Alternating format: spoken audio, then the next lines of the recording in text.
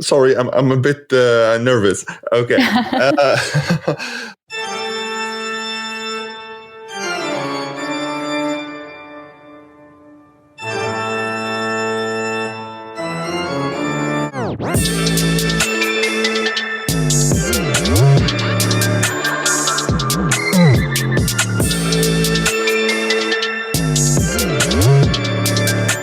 Hello and welcome to a new episode of the College Experience. In today's episode, I'm glad to host a former colleague who I had the luck to work with for a limited amount of time, working relatively in the same path that I have in my previous studies, which is communication in general.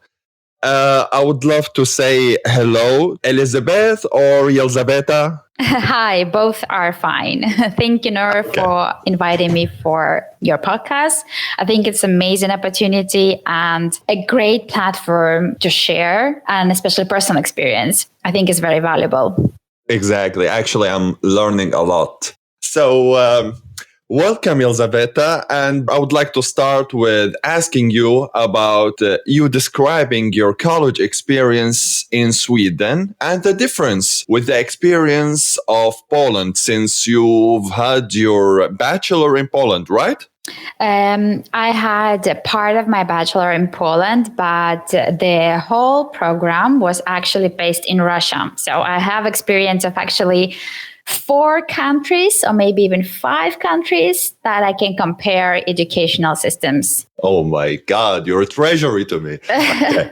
What's the difference between you studying masters in Sweden at Lund University and, let's say, your voyage in the 4 countries of your bachelor? I think, first of all, when you come to Sweden, especially as a foreigner to study, you really see the importance and the emphasis of social life, which is not kind of cultivated in other countries. Because, for example, when you study in other countries, mainly Eastern European countries, you have quite an approach that, you need to study. But when you come to Nordic countries, in my case, it's Sweden, you kind of have an approach, you need to study, but, you also need to have fun. And that was very weird. It was, uncomfortable.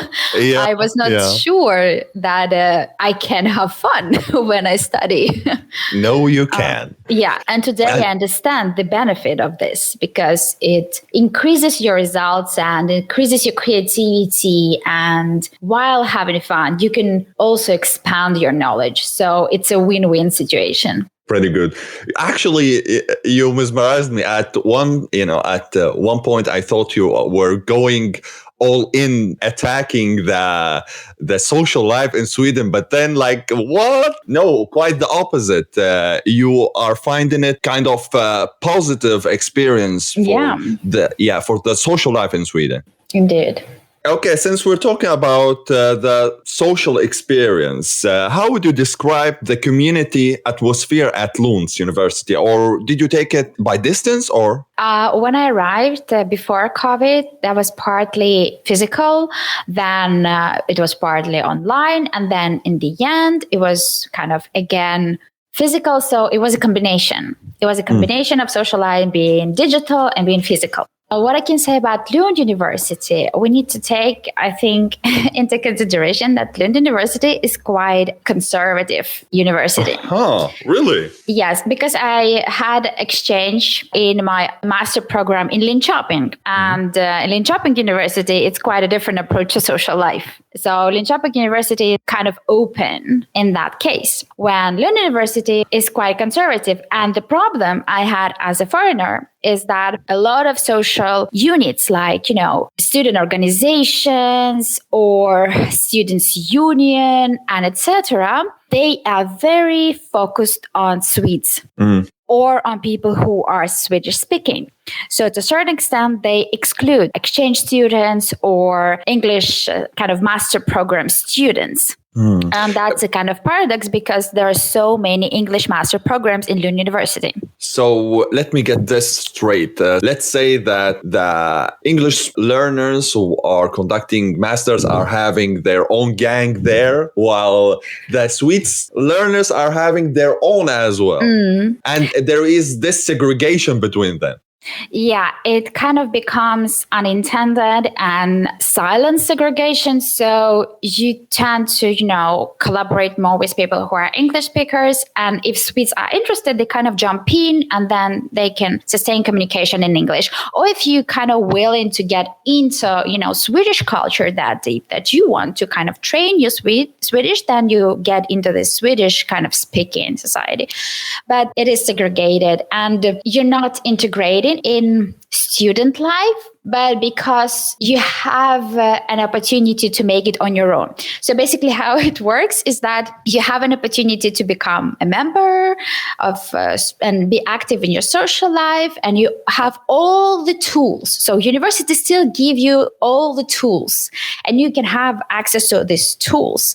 So it's kind of up to you how to make it work. But when you try to use all the tools, you end up that language becomes a real barrier. So within one community, there are two communities and you kind of become segregated. So you come actually segregate from integrating in the society in the end. You kind of enjoy student life as much if you manage to create your own, community with the same interests. But in the end, it's kind of, it becomes a bit isolated, especially because Lund University is that big and, it has campuses in Malmö and Lund and Helsingborg in all this corner. It becomes an issue as well because you're limited to the location you're staying in. It's kind of like that. Well, actually, now I know what make you get influenced with your masters about integration and Partly. Jumping then to the question about your opinion about the relevance of the given curricula and how can the sort of education secure you a position in the job market? Oh, that's a big conundrum. I know. It's a big field because it's the same problem as with social student unions. I studied international master, and it's important to say that I'm not the EU member. I am from Ukraine. And I studied in English. Yeah. So here we have two challenges. It's a language and that's a nationality. It is in fact true that it becomes an obstacle to get a job in the EU. So even though the Lund University can have a high standard and high quality education, and it sustains its standards, it gives you what it kind of promises. In the end, it's up to you how you can make it work. So you meet with organizational, bureaucratic, and societal issues. And that has nothing to do with kind of education you have. Because in the end, it's about an experience in the field. It's about the knowledge you have besides your studies. It's about a number of languages you're fluent at. And it's, of course, about an employer who is willing to hire someone outside EU who might need financial and visa support. And that things really affect Make it harder. Because people, employers, they have a different knowledge about how to employ a person outside EU because it's a different procedure. And many of them are not aware about that. It's not that hard. But many of them don't want to engage in that bureaucracy because bureaucracy is tough.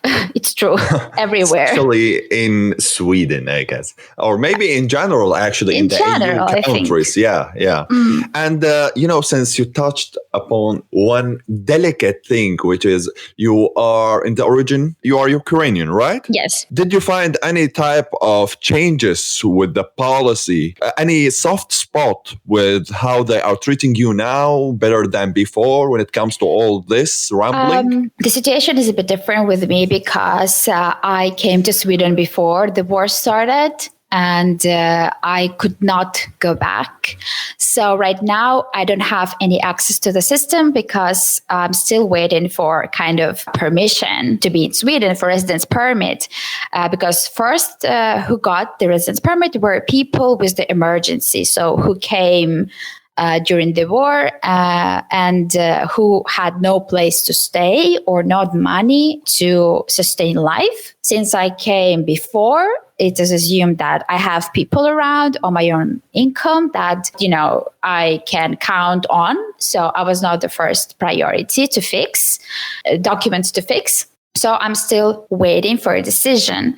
So I cannot actually compare because, I was not applying for jobs yet with this new documents on the mass flows directive, like mass migration flows directive. I was not going to hospital, for example, with these documents because I don't have them. But I know that sometimes it's hard, for example, with these new papers, what I see around that people have struggles with getting to the system, for example, getting the medical care as well. Many hospitals are not informed how to deal with these new papers that they see. What is this mass migration flow directive? And not every Ukrainian refugee can have an access to the medical care system right now, because according to the directive, it is less than a year for now. So residence permit is less than a year.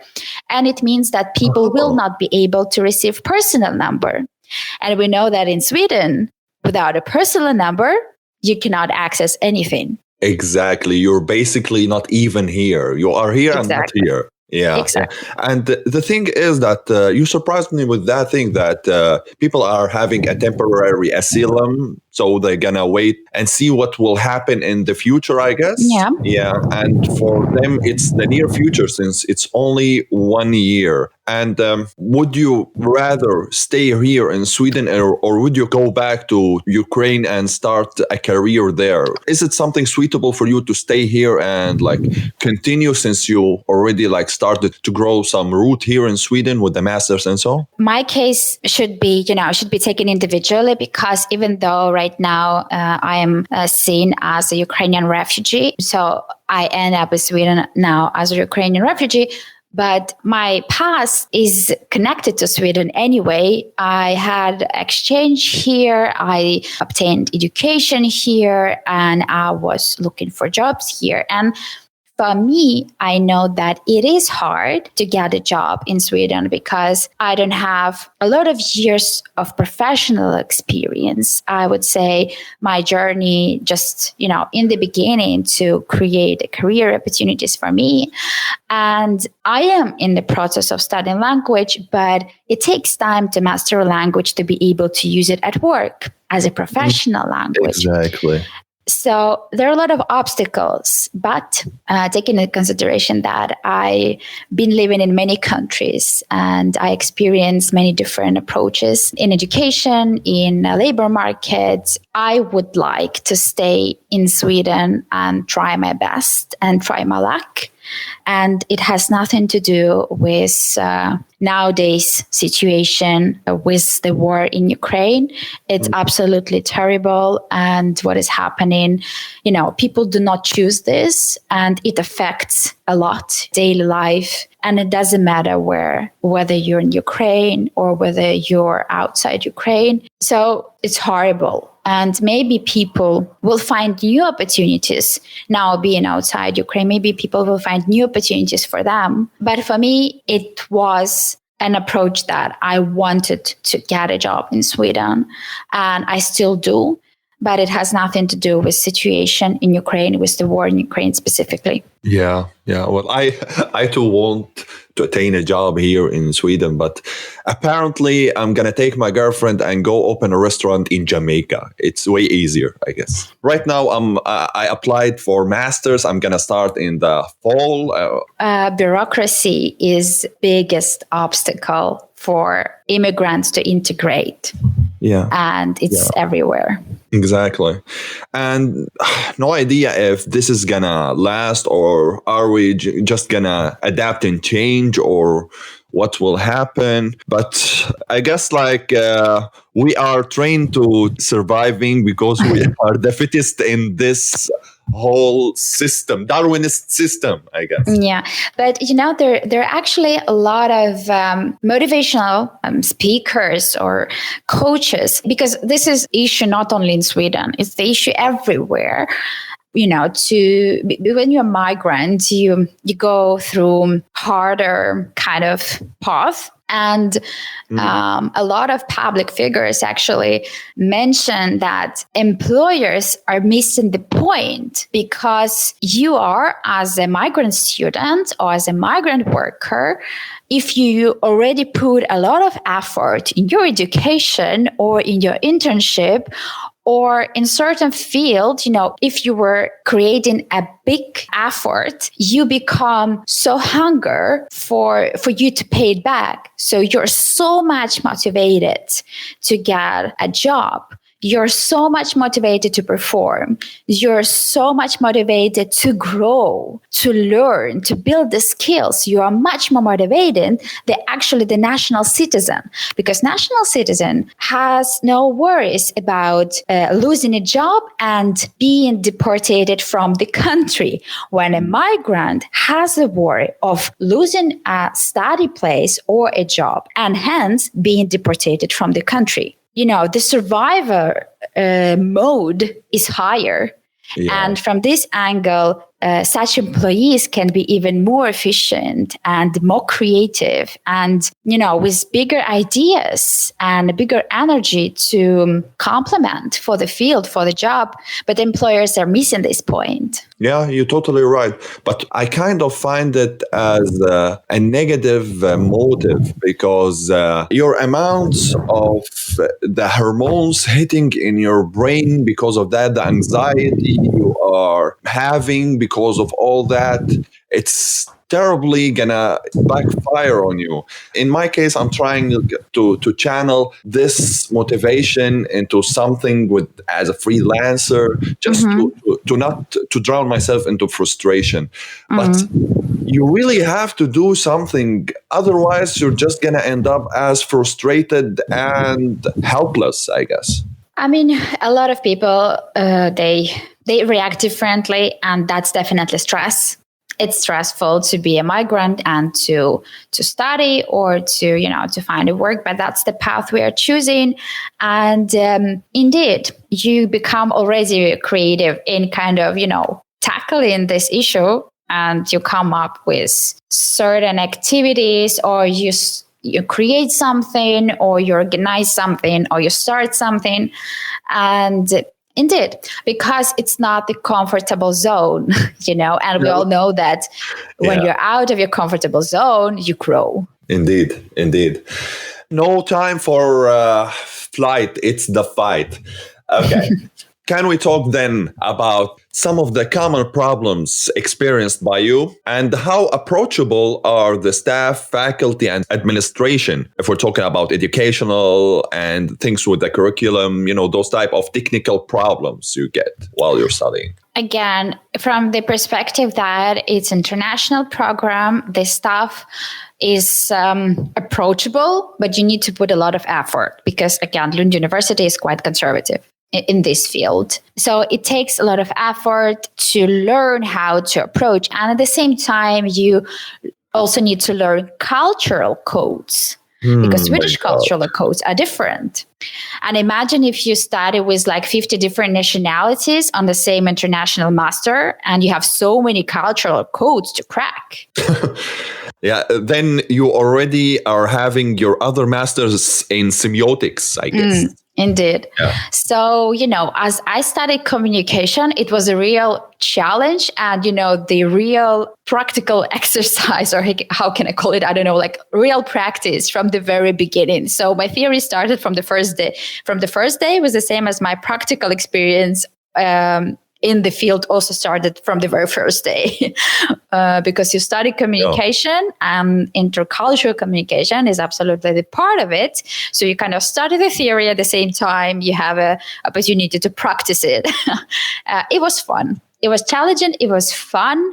And I think everyone learned a lot from my program, but it's a challenge. You need to know how to approach people, but at the same time, people who you approach also need to be open to this approach, because not everyone, it's like, it's a two-way road. When you learn about the cultural code and how to approach the person in this cultural code, the person also needs to will that the person is open to the new experience, to how you approach the person, because it's different. For example, if you talk to a Swedish professor being migrant, is an international student, you still bring your cultural background with you because you cannot put it away. It's a part of you. You can shape it a bit, you can adjust to a new cultural code, but you will still have a part of your cultural background with you. It can be temper, it can be, body language, it can be anything.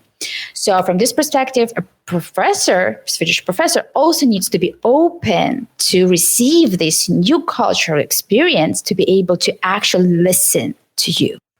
I guess there's no harm for you to bring your body language. Maybe with time, you losing them. This is you what adjust. I also felt. Yeah, you adjust. Maybe not for the better, I mean, everyone takes what a person feels like, you adjust to what it's most comfortable to you. And it's normal. It's absolutely normal for a human, but it takes time, and also time to understand yourself, okay, this is interesting part from this new culture. I want to take it. I want to apply it on me. But maybe other parts from this culture would be against your values. And then you were like, no, I will keep my part with me. It's a combination. Yeah, it's a combination indeed.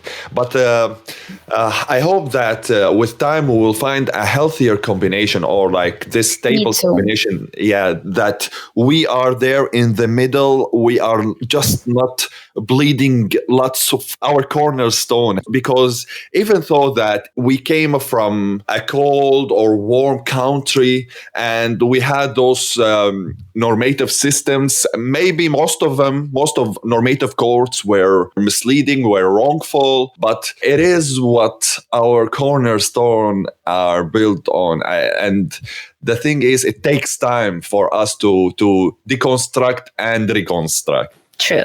I'm going to ask you a weird question, because it comes from the bitterness of our major that we studied in media and communication and etc. all that. So would you mind if you worked as a life coach consultant or a lifestyle consultant, or all these titles that I'm still trying to process and get to what they are?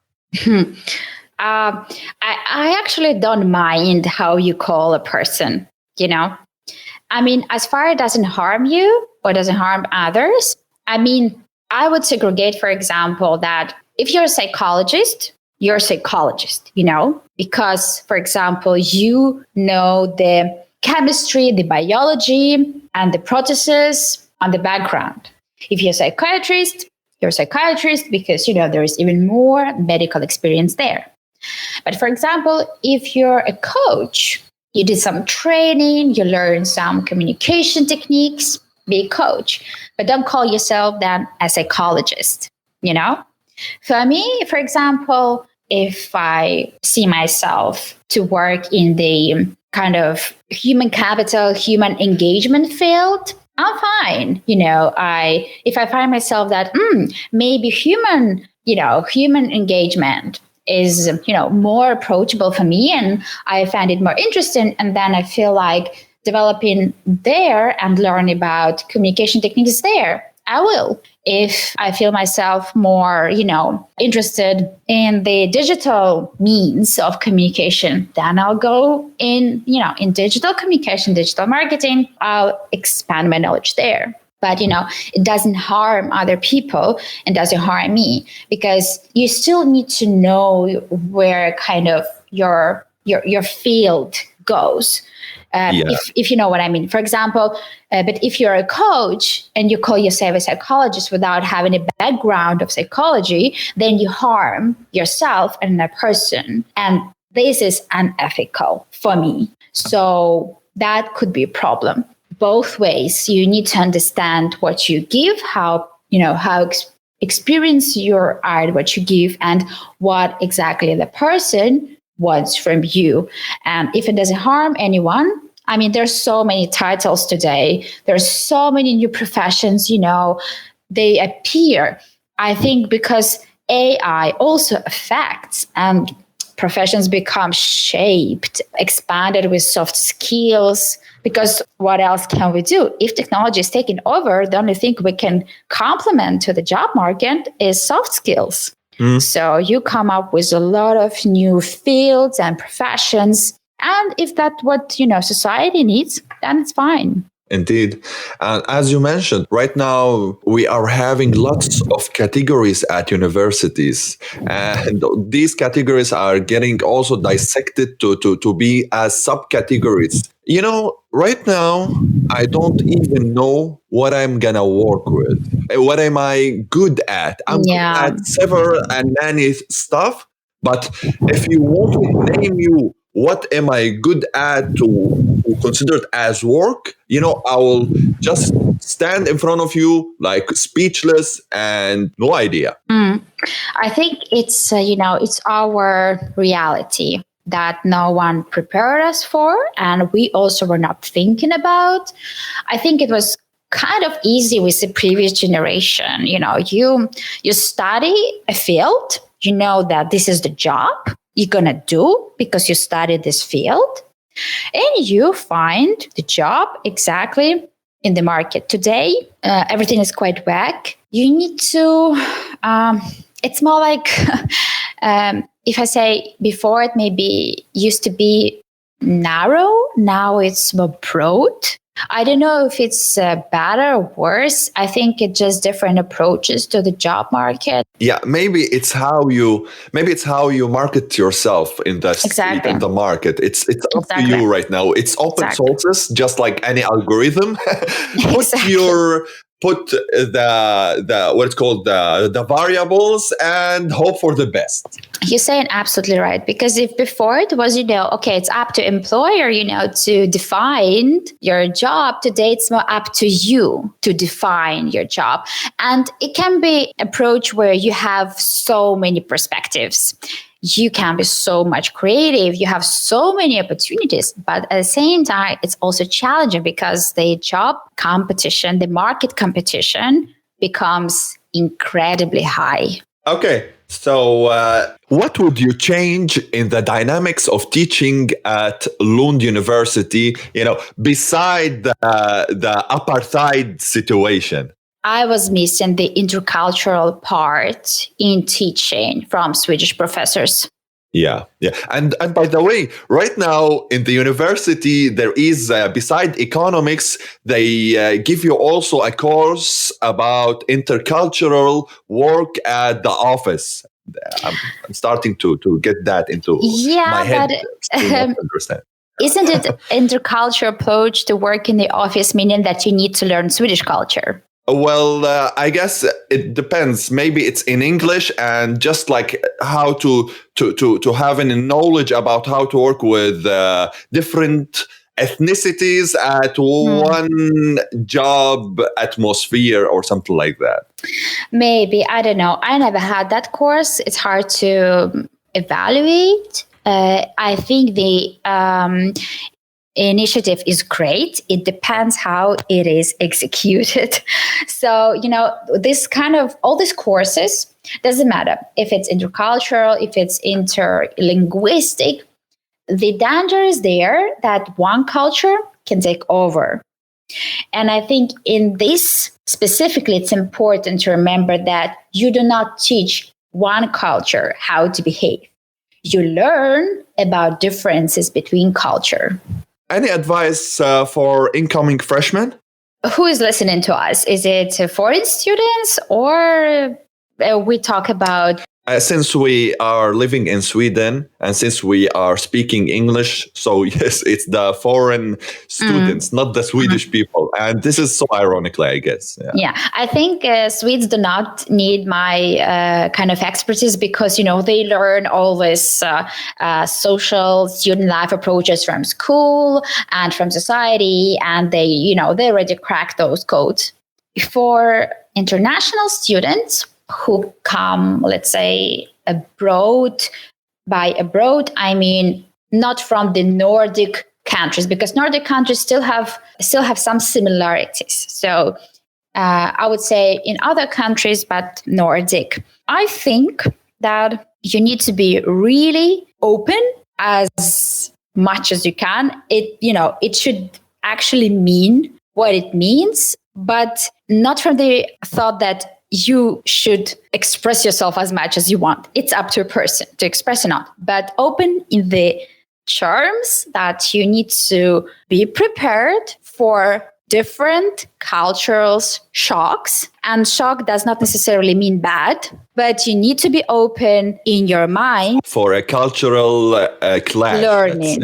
Let's call it cultural learning. I think it's a positive narrative. Okay. Yeah, I guess I hear what I want to hear because you just gave it to me on a pragmatic dish. Like, it is what it is and you need to adapt. Yeah, I mean, accept this and then see if you can change it. Great. Yeah. If you can, then make it your perk. Just what Viviana said to me, actually. Yeah.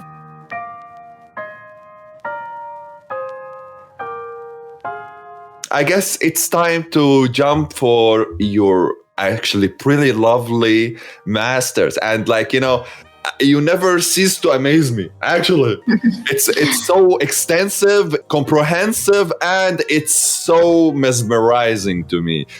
Yeah, thank you so much, Nour, for your feedback, and I'm really happy that you found it like that. I think it's important to mention that my master was about specifically migrant women, specifically in Sweden, and specifically what the opportunities are for them to integrate. And I want to stress to integrate, not to assimilate, not to put their background, their heritage away and become Swedes. To integrate in the society, meaning that they can bring their background by learning the new culture and make it a new combination for themselves. And since I studied communication, the approach was, so how it is communicated. What are the communication channels? Is the information accessible? And do actually people who need this information, though the target audience, the migrant women, receive this information? Do they really know how to use this information? And if this information useful indeed, so does it really benefit migrant women? So that was kind of all the questions I was having in my head when I was writing my thesis. Good point. You have pointed to the fact that integration doesn't mean that you just dissolve into a new society and forget everything. It means that this society has, let's say, high rate of amnesty, that it would accept you with the shape you are and maybe then meet each other halfway through. Indeed. We should talk about bridges, then integration happens, but it's hard because the host society cannot see you from the perspective of home society. Because when you come to a different culture, you went through a certain experience, right? Why people leave their homes. Of course, it can be to get a better life, opportunities, maybe it's a higher paid job, or maybe to learn new cultures and get experience, and then you go and you get international education diploma, or maybe climate change. It makes you move and you find new places. And it's important to think that migration is not only international. People also migrate within the country, and that's also migration because we are different from north to south, from west to east. We are different because we are shaped by the conditions, by the environment, and etc. Also by the language. All these small nuances, all these small things. And of course, war. Of course, war makes people leave their homes. And you go through certain, challenges. And when you come to the culture, you're a different person. But the culture who hosts you, they didn't have the same experience as you, They did not go through those challenges. So they have quite, I would say, flat picture when your picture is, oh, this can be this. Oh, I need to consider that. Oh, that can mean 10 different things. One for the host culture, this means only this, So what I want to say that a person with a migrant background has kind of a bigger spectrum of one issue or one thing or one item. You see all the possible situations, all the possible answers. And the host society does not, because it has certain rules. As every societies, every organizations, we have certain rules, right? And we follow them.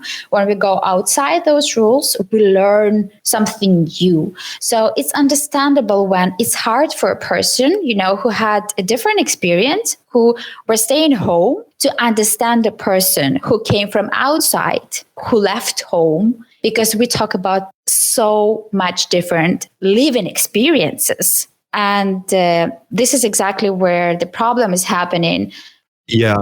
I guess this is the whole thing, that the communication gap. But sometimes as refugees, we put ourselves in the blaming situation. And sometimes we see that the society that received us also having the greatest share of who to blame, since there is something that you don't judge a book by its cover just because if we said the media was framing couple of incidents, several incidents, that it would affect on the overall feedback about how refugees are, which is something it's easier to judge than to give a chance. Especially here in Sweden, maybe because it's hard to establish a communication as soon as possible with the Swede, maybe. I think in part what I want to emphasize that my studies were based on the individuals who complement with their aid to help migrant women integrate. Because why it's important to distinguish? Because when we talk about individuals, we talk about person intentions. When we talk about media, we talk about certain vision, and not all media are independent. So what is important to remember here, when you see a certain message from certain media, it's important to understand who this message is actually coming from. Is it a political party which fulfilling its own goal? Is it a certain organization that creates propaganda? So there's so many questions to ask. And of course, when we talk about organizational communication or political communication, it's different. It has its own filters. It has its own, limitations or angles. It is never objective. I mean, that it was to do with people. We are not objective. And that's why it's so easy to get manipulated, because it's all about trust. Like, what kind of trust we create? Who we create this trust with? And if there is high trust with between civilians and parties, organizations, or governmental structures, then, trust is on top of the pyramid. But if you have a lower trust, then you're, more, I would say, more conscious. You're questioning more. You're become more analytical. You start figuring out, why I'm hearing this, why this is coming from. I'm not saying that trust between civilians, high trust between civilians and the government is bad. No, it's great, because that's what makes system work. But when it comes to media messages on the topic of migration, here it becomes an issue because it's so easy to put the situation in the wrong light and easy to create xenophobic attitude. And this becomes dangerous. Yeah. Do you think that the type of how media is framing the Ukrainian case would affect on the relationship between immigrants themselves in Sweden? Like, would it affect it in a negative way? How's the relationship between, let's say, Ukrainian people and other immigrants? I would say that people who have an opportunity to help now, Ukrainian refugees, and do, it is amazing. It is individual effort. It is a good intention. And this is amazing. So here we come with, every individual who makes a decision. But in terms of politics, I think it does. It affects right now, and it has a negative effect for other migrants, not between intergovernmental relations of Ukrainian refugees, but the situation, the war in Ukraine and the mass migration flows today from Ukraine today showing us that there are double standards and situation is not the same for everyone. For example, we're all aware about the migration crisis, so-called, in 2015 with Syrian refugees. And I would like to call all these processes more like irregular flows of migration. It doesn't matter in which amount it comes when people try to escape war. I guess back in 2015, the numbers were so drastical. When we go, yeah. And at the same time, those numbers may be projected on the thing that Sweden also, the amount received over the years has also projected the worst rate of integration in all the European Union when it comes to integration between immigrants and the country. I think what is important to remember here that even though EU has the overall EU, not subnational, but like supranational migration law, every country has its own migration law. So it kind of a complicated bureaucratic system, and that you need to follow EU law, and then you need to integrate it in your country law and make it work. So it's hard here to take an example, of all countries together. It still should be done separately, each country its own example. If talking about Sweden, it is important to mention that Swedes had the best intention, and they were helping Syrian refugees to have an access to the society as fast and as much as they could. Where, for example, right now, Ukrainian refugees are having very limited access to the system in comparison to what Syrians got. But the issue to me, what happened was exactly the cultural gap, because if we do not learn about the culture, who we host, our expectations do not become met, and you become disappointed and you become maybe devastated and frustrated. And specifically the situation with Syrians were that there were different cultural values. Some of them were not understood. Some of them were understood. Some of them were not acceptable. And here the problems start if we take Ukrainian refugees, the culture is closer. So the culture has more similarities. So it seems like it's easier to understand, and it has a different attitude. I guess this is where how false leadership may encumber the process of communication, and as consequently leads to communication breakdown. Let's say in the case of immigration, that it may lead immigrants to the type of alienation and segregation, which is a thing that you mentioned in your in your dissertation, that how the authentic leaders' communications help to shape the meaning and the influence groups. Indeed. And why I'm stressing authenticity there? Because I believe that integration and learn about integration should come not only with positive examples, but also with negative examples. People should know where they can fail. People should know what kind of issues they will meet, because they need to know how to tackle them.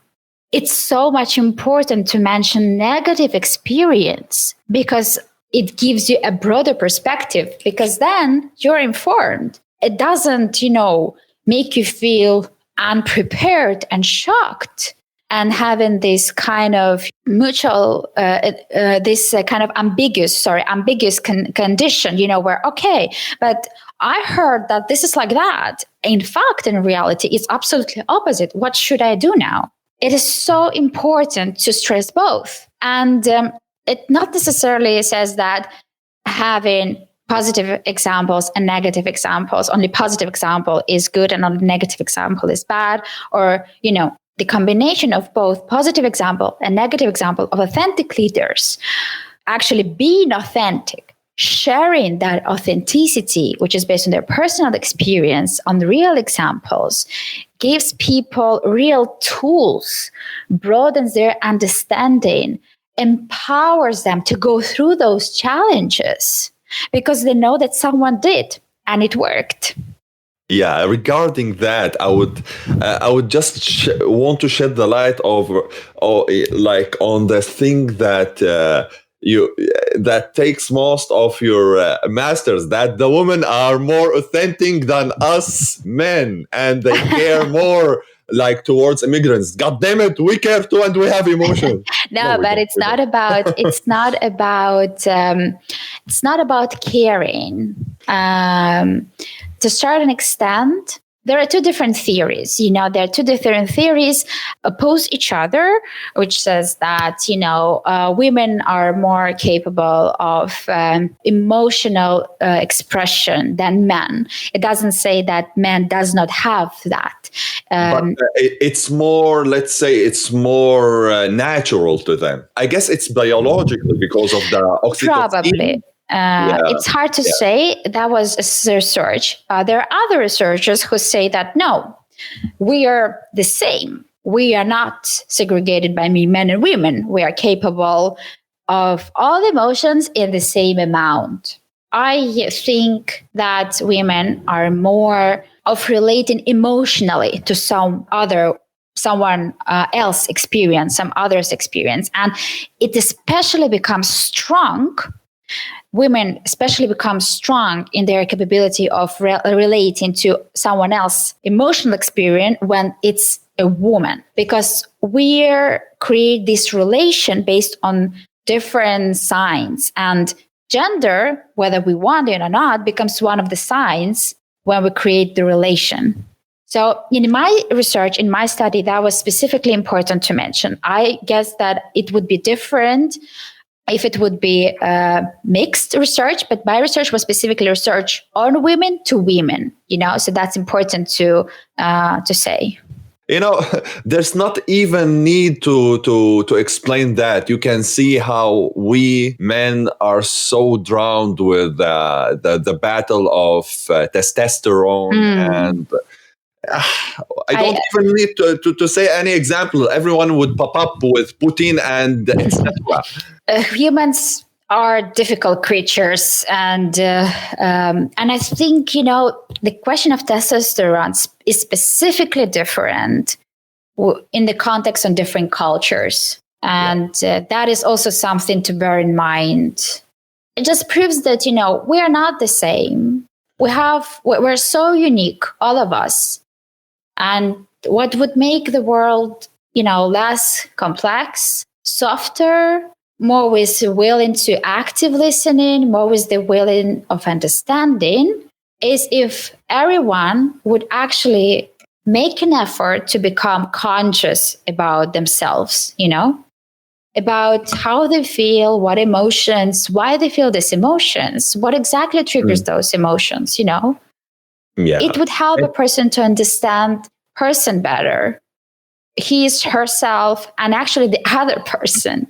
That would be the beginning of solving the cultural gap, communication gap, this kind of conflict. I believe that we might reach that point, but we still kind of it's in our DNA, to divide the world, us and them. It's so strong, it helped us survive. So it's hard It's a storytelling. Don't forget that it's a storytelling also. Today, Us and yes, them. today I'm thinking, of like ages ago, it was us and them. It helped us survive, right? Like we knew exactly whose territory it is. And, today we live in a different world. But to me, it seems like that the system around us develops faster than we are, if you know what I mean. So our instincts are still very strong, and the society, the system itself develops faster than our instincts. Exactly. The technology is beating us. Yeah, so badly. And the thing is that you touched on one important thing, which is the meta awareness of our emotions and why we're having those emotions. I guess it comes with a high price, with a dear price to get to have this meta awareness. Yeah. It's not easy, and people No. don't prefer that, I guess. No, it's uncomfortable. It makes you feel uncomfortable, and it's normal. And of course, person wants to avoid that. So it's a big work. It's a big challenge. Which take us to the important thing, the empowerment of the immigrant woman that you talked about. The need to empower immigrant women, to reinforce them and reinforce their self, let's call it their self-esteem, and that they can start over again. And there is people who would support them to do that. And you also, before we give an example, I would love to hear from you more about that. Empowerment plays a crucial role here because among with the cultural clash, adaptation issues, orientation in a new society, it comes with anxiety. You might feel powerless. You might not find the proper and the right support at the beginning, and you can easily feel lost. I mean, it's not that big thing that you need to visualize in the context of migration. These things happen with everyone. You change the job, you have the same feelings. You change the city, you might find the same feelings. It's the change that we humans do not like. And not everyone reacts properly on this change from the context that, it leads to the better outcome. So I think here it's super crucial to talk about empowerment because it is a surviving question in the context that a person to have a self-esteem, a person needs to feel independent, to know that the person can rely on herself in this case, that a person is capable to achieve her goals in this case, and the person needs tools. And that would create a new identity, which would complement to the host society, because we need to remember that identities, they are not stable, they are changing. We are adapting, we are adjusting, we are changing, and our identity is also changing. And that empowerment brings the will to integrate. I myself, I can't find myself integrated until I feel there is a suitable amount of self-reliance on myself, not even on CSN when it comes to, the labor market, me starting to really integrating in the job market. This is, to me, right now, most of my anxiety coming from this part. feeling that I haven't yet got to that point, which is something you also pointed at in a study that you mentioned about how Ethiopian female immigrants in Israel had, let's say, a healthy integration in the labor market, which caused by, let's say, the solidarity of the local people with helping them to get this, this serenity of solidarity and support. Israeli example is very unique because Israel actually one of the minority countries that created the integration program, not the integration course, not the language course separately. Here you can get the language course, there you can, learn about kind of bureaucracy, some 10 lectures about how the system works or whatever, or more like, oh yeah, we translated our website in this language so you can read. No, Israel created the integration program. It's an enhancing, comprehensive approach where an immigrant can go through the whole process of integration. It's about having integration to the system. It's about learning the language together. It's about having training courses, skill building courses, and it's all managed in one program when the outcome is you finding a job. And I guess even if the Swedish government, aka regeringen, have had lapsed their programs there in the job, but the thing is that there were so loopholes in those programs, integrating programs, that I can name it for you until tomorrow and I wouldn't be finished, because lots of loopholes and backdoors in the integrating system that you really think that those people don't care. In Sweden, the thing is that there is no national level of such program, because in Israel, we talk about the national level of such integration programs for migrants. In Sweden, there is not. I know there are some organizations who does it, and it's voluntarily. It's their own decision to take that challenge and to help people. There are some organizations that are goal-oriented to integrate in the Swedish market, but they're more like coaching, mentoring kind of organizations. They help you, of course, language, culture, code, nuances, but it's not the national level. The reach is small because it's still private organizations who do it. And they're limited in their capacity. And as well that these organizations do not get a big publicity. A lot of migrants in Sweden specifically, they do not know about such programs. Neither I, exactly. It's not public, so you don't get this information easily. Like, oh, here's the website where I can get this information and I can access this, these organizations. There is not such a thing like that in Sweden. And to me, it's also quite surprising why there is no such program on a national level in Sweden, because Sweden has all the puzzles to create such integration program, but somehow these organizations are not connected with each other. Autonomous functioning. Actually, there is a famous say, no idea if it's in Sweden as in general or just among immigrants, that you don't know about something until you ask. Yeah. No one will tell you. True. This is about Sweden, I think. Yeah. So let's move to the saucy part of your master's dissertation. It's about your qualitative approach with the method, which I like it. I love it.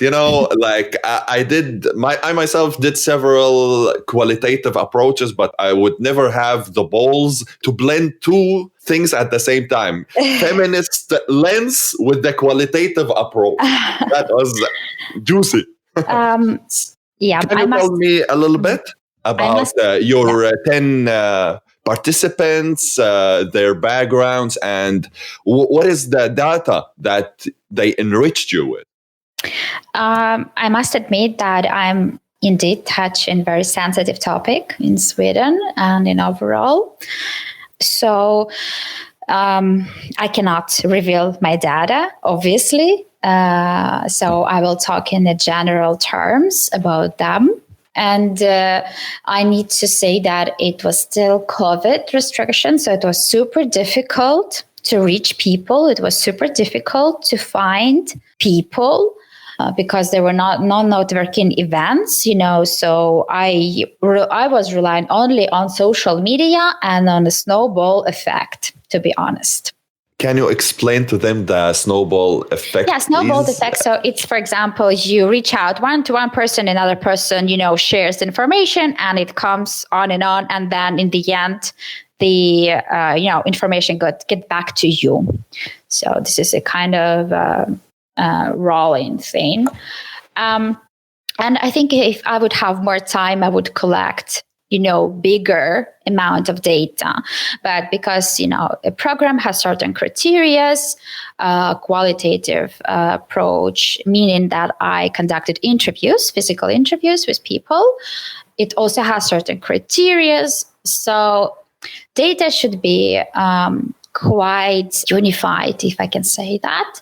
So my data were specifically women from Arabic-speaking countries, because then I could, see a pattern. So there were certain criteria applied with certain requirements for my thesis, and there were people who went through different paths. Some had super positive examples, some had quite sad examples of integration in a Swedish society.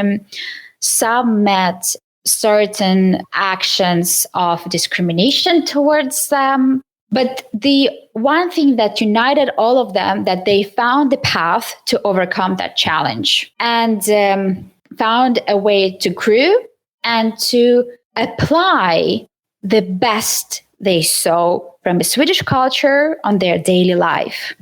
I guess it's the hardest thing after all that, without even, because as you said, you need a unified opinion from maybe not from the 10, but mostly from the at least 7 of them, without tampering with what they said, like their comments or so. Mm-hmm.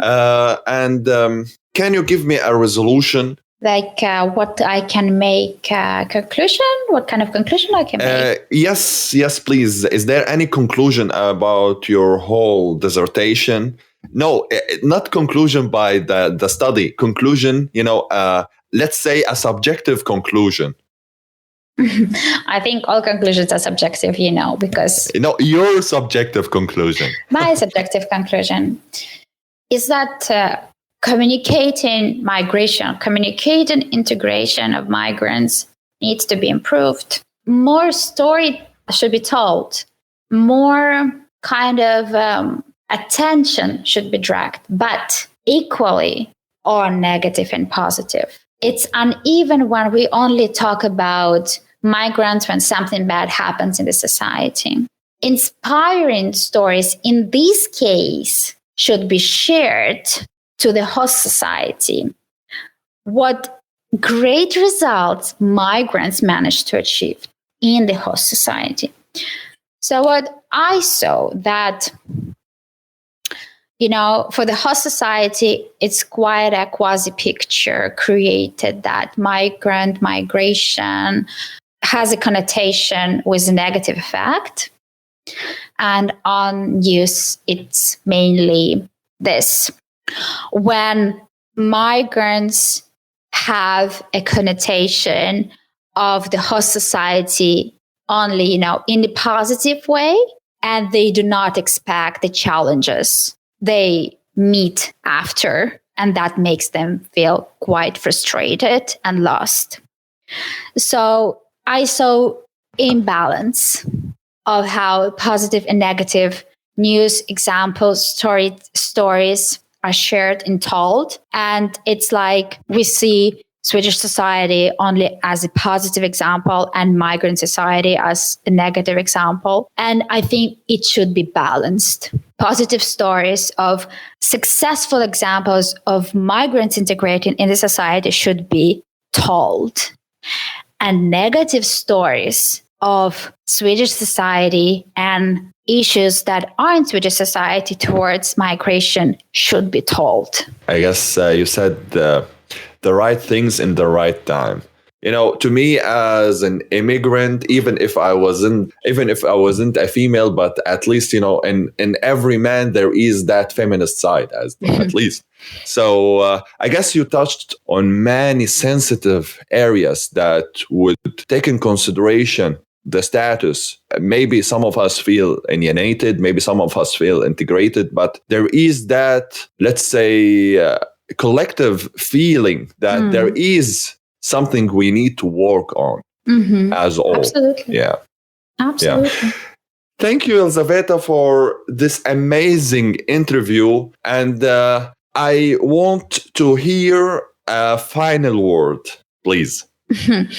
Thank you, Nour, so much. It was a pleasure. I am happy that I could share my thoughts. I hope that I will evoke an interest in the audience. I hope that I will evoke emotions in the audience.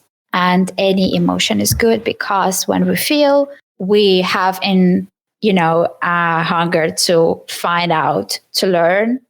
And I just hope that I helped people to expand their vision on things. Maybe for some who might say that I'm wrong, then maybe it will be a food for thinking, an approach for questioning, because it's uncomfortable to admit if a person is wrong. And I hope for someone, I can be an inspiration, and someone can find a motivation and support in our interview. Yeah, so I just hope, I touched both. And if I did, I'm happy. Well, I can already hear them falling for you, Elzaveta. Thanks for everyone who is still listening to this hot, steamy episode. And I would love to see you on the next episode of The College Experience. Bye-bye. Bye. He started hanging out, selling bags in the projects, checking the young chicks looking for hit and run prospects. He was fascinated by material objects, but he understood money never brought respect. He built a reputation because he could hustle and steal, but got locked once and didn't hesitate to squeal. So criminals he chilled with didn't think he was real. You see, me and niggas like this have never been equal. I don't project my insecurities on other people. He fiended for props like addicts with pipes and needles, and so he felt he had to prove to everyone he was evil. A feeble-minded young man with infinite potential, the product of a ghetto-bred capitalistic mental. Coincidentally dropped out of school to sell weed, dancing with the devil, smoked until his eyes would bleed. But he was sick of selling trees and gave in to his greed.